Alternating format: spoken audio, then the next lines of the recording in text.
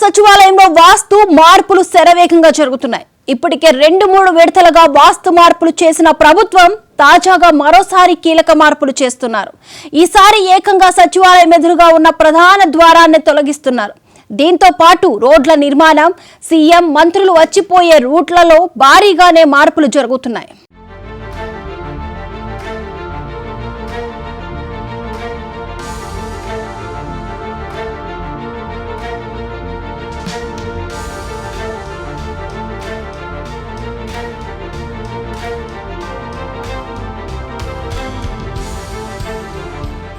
తెలంగాణ సచివాలయంలో వాస్తు మార్పుల పనుల్లో వేగం పెరిగింది. డిసెంబర్ 9న తెలంగాణ తల్లి విగ్రహ ఆవిష్కరణ చేయనున్న నేపథ్యంలో అధికారులు పనుల్లో వేగం పెంచారు. వాస్తవానికి సచివాలయానికి ఎదురుగా తూర్పు వైపున ఉన్న ప్రధాన మహాద్వారాన్ని ప్రభుత్వం 6 నెలల కిందటే మూసేసింది. వాస్తు మార్పుల్లో భాగంగా ఈ ఏడాది జూన్ నుంచే గేటుకు తాళం వేశారు. ఆ మార్గం నుంచి ఎలాంటి రాకపోకలు జరగడం లేదు.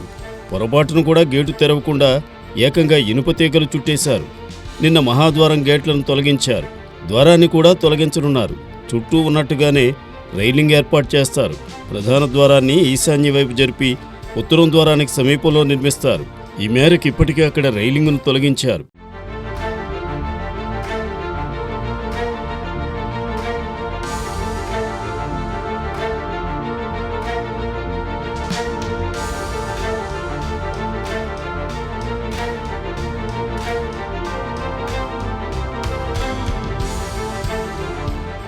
వాస్తు మార్పుల్లో భాగంగా రోడ్డు పనులు వేగంగా సాగుతున్నాయి. ప్రధాన ద్వారం ఉన్న ప్రహారీ కానుకుని ఉన్న గేట్ 2 నుంచి గేట్ 4ని కలుపుతూ 27 అడుగుల వెడల్పుతో రోడ్డు నిర్మిస్తున్నారు. మొత్తంగా ఈ పనులకు ప్రభుత్వం 3.20 కోట్లు ఖర్చు చేస్తుంది. పనులు పూర్తయిన తర్వాత సీఎం రేవంత్ రెడ్డి కొత్తగా ఏర్పాటు చేస్తున్న ఈశాన్య మార్గం ద్వారా రాకపోకలు సాగిస్తారని అధికార వర్గాలు తెలిపాయి. మంత్రులు సైతం ఇదే మార్గాన్ని వినియోగించనున్నారు.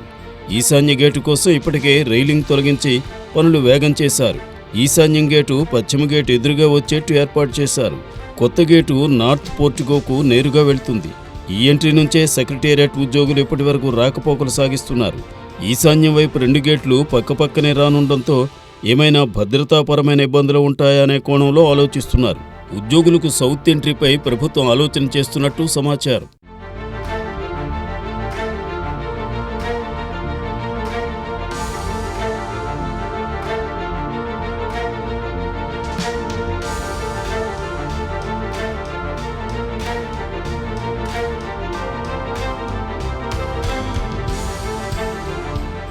సీఎం రేవంత్ రెడ్డి అధికారం చేపట్టిన తరువాత ఇప్పటికే పలుమార్లు వాస్తు మార్పులు చేశారు.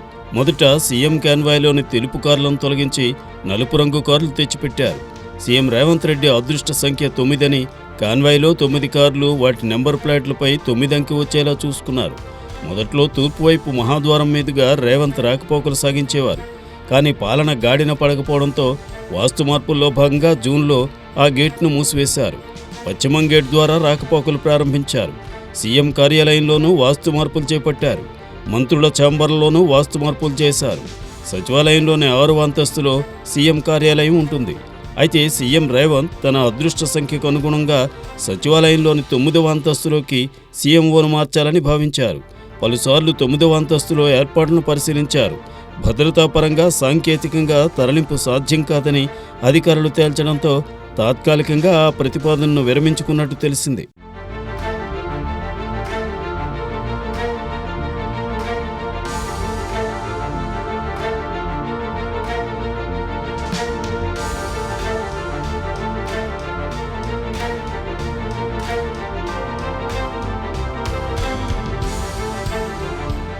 అయితే సెక్రటేరియట్ లోపలి మెయిన్ ఎంట్రన్స్ ముందు తెలంగాణ తల్లి విగ్రహాన్ని ఏర్పాటు చేస్తున్నందున ఇప్పటి వరకు ఉన్న రోడ్డు పూర్తిగా కనుమరుగు కానుంది.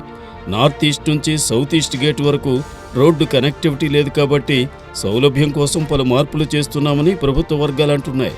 వాస్తు మార్పుల, తెలంగాణ తల్లి విగ్రహ ఏర్పాటు చేస్తున్నందుకు చేస్తున్న మార్పుల అనేది ప్రభుత్వం నుండి క్లారిటీ రావాల్సి ఉంది.